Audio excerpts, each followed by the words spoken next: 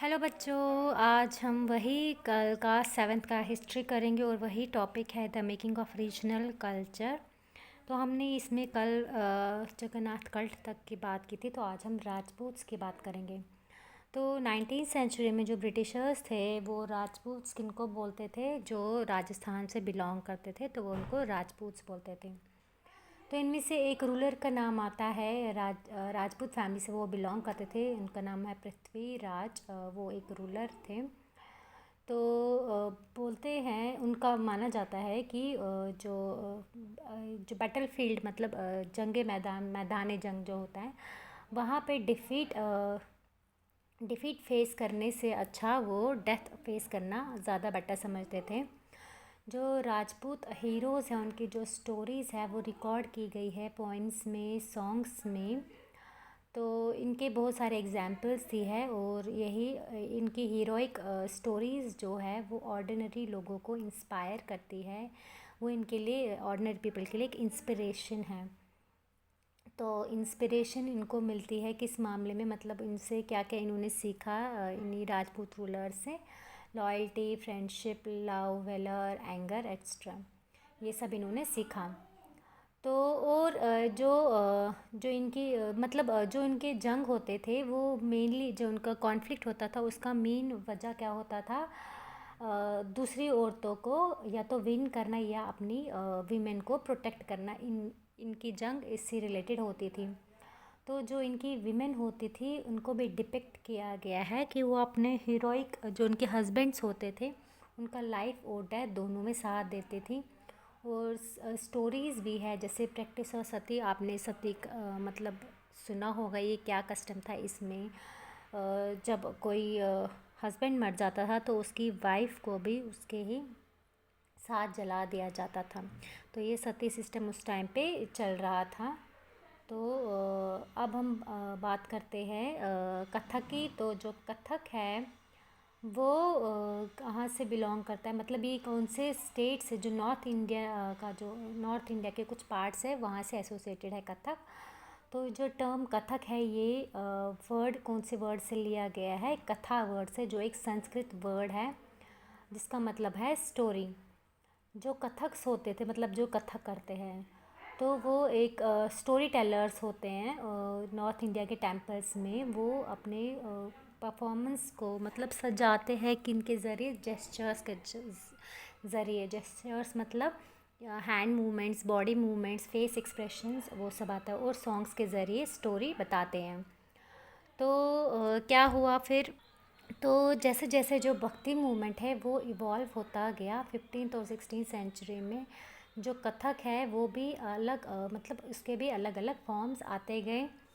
तो जो लेजेंड्स होते थे वो राधा कृष्ण को इनेक्ट करते थे फोक प्लेज में, और जिसका नाम होता था रास लीला, जिसमें फोक डांस होता था और उसमें जेस्चर्स होते थे। जो कथक स्टोरी टेलर्स होते थे, मतलब जो स्टोरी बताते थे अपनी डांस के ज़रिए, वो अपने जेस्चर्स के ज़रिए स्टोरी बताते थे। तो जो मुग़ल एम्परर्स थे और उनके नोबल्स के अंडर कथक परफॉर्म किया जाता था उनके कोर्ट में, मुग़ल एम्परर्स के कोर्ट में। तो ये इसके भी ये दो घरानाज में डेवलप हुआ। कहाँ पे, राजस्थान के जयपुर में और लखनऊ में ये डेवलप हुआ, दो घरानाज में। तो फिर वो जो लास्ट नवाब थे अवध के, वाजिद अली शाह, उनके पैट्रोनेज में भी जो एक कथक है ये भी अलग, इसका अलग आर्ट फॉर्म देखने को मिला। तो फिर बाद में फिर ये बाकी रीजन्स में फैल गया, जैसे कि पंजाब, हरियाणा, जम्मू एंड कश्मीर, बिहार और मध्य प्रदेश में भी ये फैल गया कथक। तो जब इंडिया इंडिपेंडेंट हुआ, यानी हमारी इंडिपेंडेंस के बाद, इसको 6 क्लासिकल फॉर्म्स ऑफ डांस में रिकॉग्नाइज़ किया गया। किसको? कथक को। तो बाकी जो क्लासिकल फॉर्म्स, बाकी और जो फॉर्म्स है डांस फॉर्म, वो कौन से हैं? जैसे भारतनाट्यम जो तमिलनाडु का है, कथकली जो केरला का है, उड़ीसा का है, कुचिपुड़ी आंध्र प्रदेश का है, मणिपुरी मणिपुर का है। तो ये 6 क्लासिकल डांस फॉर्म्स हैं। अब बात करते हैं मिनिएचर पेंटिंग्स। तो नाम से ही पता लगता है मिनिएचर मतलब छोटा। तो मिनिएचर पेंटिंग्स हो गई छोटी पेंटिंग्स। तो ये स्मॉल साइज पेंटिंग्स होती थी और ये किससे की जाती थी, वाटर कलर से की जाती थी। मेनली ये पीस ऑफ क्लॉथ या पेपर पे की जाती थी।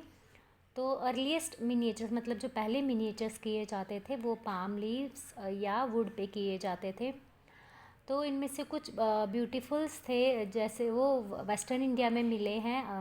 वो इलस्ट्रेट किसको करते हैं, जैन टेक्स्ट को इलस्ट्रेट करते हैं जो वेस्टर्न इंडिया में मिले हैं। तो जो मुग़ल एम्परर्स है कौन से, अकबर, जहांगीर और शाहजहाँ, इन्होंने हाईली स्किल्ड पेंटर्स को पैट्रनाइज़ किया जो मैन्युस्क्रिप्ट्स को इलस्ट्रेट करते थे, जिसमें क्या होता था, हिस्टोरिकल अकाउंट्स होता था या पोइट्री होती थी। तो इनको यूजुअली ब्रिलियंट कलर्स में पेंट किया जाता था और इसमें क्या पोर्ट्रे होता था, court scenes, scenes of battle या हंटिंग के और बाकी सोशल लाइफ के एस्पेक्ट्स इनको पेंट किया जाता था। तो ये एज अ गिफ्ट भी एक्सचेंज किए जाते थे खाली। और इनमें क्या, खाली कुछ ही लोग, एक्सक्लूसिव जो लोग होते थे वही देख पाते थे इनको। एक्सक्लूसिव लोगों में कौन होते थे, एम्परर या उसके क्लोज एसोसिएट्स ही देख पाते थे। तो अब जब मुग़ल एम्पायर डिक्लाइन हुआ, जो बहुत सारे पेंटर्स थे वो मुग़ल एम्परर्स के कोर्ट से जाके वो रीजनल स्टेट्स में चले गए। तो उन्होंने वहाँ पे अपना मुग़ल आर्टिस्टिक टेस्ट बरकरार रखा और जो रीजनल कोर्ट, कौन से रीजनल कोर्ट में चले गए थे, डेक्कन के और राजस्थान के राजपूत कोर्ट्स में भी चले गए थे ये लोग। और तो इनका अपना जो मुग़ल आर्टिस्टिक टेस्ट जो था, क्योंकि ये मुग़ल्स के कोर्ट में ही काम करते थे तो उनका वही टेस्ट था। तो टाइम के साथ इन्होंने वो डेवलप भी किया, इन कुछ डिस्टिंक्टिव कैरेक्टर्स इन्होंने डेवलप की, लेकिन रिटेन भी रखा इन्होंने, बरकरार रखा। जो उनका मुग़ल आर्टिस्टिक टेस्ट था वो बरकरार रखा। तो रूलर्स के पोर्ट्रेट्स बनाते थे, कोर्ट सीन्स बनाते थे। तो लेकिन फॉलो क्या करते थे, वही मुग़ल एग्जाम्पल जो मुग़ल्स के कोर्ट में बनाते थे, बैटल सीन्स, हंटिंग के सीन्स, सोशल एस्पेक्ट्स, तो वही बनाने लगे। तो इनकी थीम्स मैथोलॉजी होती थी या पोइट्री होती थी। तो कौन से सेंटर्स में ये बनाए थे इन्होंने, मेवाड़, जोधपुर, बूंदी, कोटा और किशनगढ़ में इन्होंने ये बनाए थे। तो ये जो पेंटर्स है डेक्कन और राजस्थान के अलावा बाकी एरियाज़ में भी गए, जैसे कि हिली एरियाज़ में चले गए थे, जैसे कि हिमाचल प्रदेश में ये चले गए थे। तो 17वीं सेंचुरी के बाद क्या हुआ, जो रीजन है वहाँ पे intensive style of miniature painting develop हुआ जिसका नाम था बसोली। तो एक पॉपुलर टेक्स्ट मिला है भानु दत्त का रास मंजरी, सॉरी।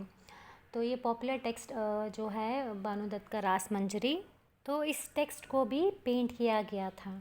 तो नादिर शाह जो थे उन्होंने दिल्ली को कॉन्क्वेस्ट किया था 1739 में। उसकी वजह से क्या हो गया, जो मुग़ल आर्टिस्ट थे उनका माइग्रेशन हो गया, मतलब वो अब प्लेन्स वाले इलाकों में रहते थे, तो वो हिली एरियाज़ में चले गए ताकि वो प्लेन एरिया से एस्केप हो सके। तो इन्होंने यहाँ पे क्या देखा, कांगड़ा स्कूल ऑफ पेंटिंग इन्होंने फाउंड किया, मतलब अलग पेंटिंग का फॉर्म फाउंड किया, कांगड़ा स्कूल ऑफ पेंटिंग। तो मिड 18वीं सेंचुरी में जो कांगड़ा आर्टिस्ट थे इन्होंने एक स्टाइल डेवलप किया जिसमें मिनिएचर पेंटिंग का एक न्यू स्पिरिट देखा गया। तो इनका सोर्स जो इंस्पिरेशन का था वो वैष्णविक ट्रेडिशंस था। इसमें सॉफ्ट कलर्स जैसे कि कूल ब्लूज़ और ग्रीन्स को यूज़ किया गया और इनका थीम्स जो होती थी वो लिरिकल ट्रीटमेंट होती थी, जो कांगड़ा पेंटिंग को डिस्टिंग्विश करती थी बसोली आर्ट से। तो जो ऑर्डिनरी मैन और वीमेन पेंटिंग करते थे किस पे, पॉट्स पे, वॉल्स पे, फ्लोर्स पे, क्लॉथ पे, तो वो ओकेजनली सरवाइव हो जाते थे, मतलब वो बच जाती थी वो पेंटिंग्स। लेकिन जो ये मिनिएचर पेंटिंग्स होती थी इनको केयरफुली प्रिजर्व करना पड़ता था पैलेसेस में ताकि वो सेंचुरीज़ तक चलती रहे। तो इतना ही आज के लिए, इसके आगे हम कल कंटिन्यू करेंगे। Thank you.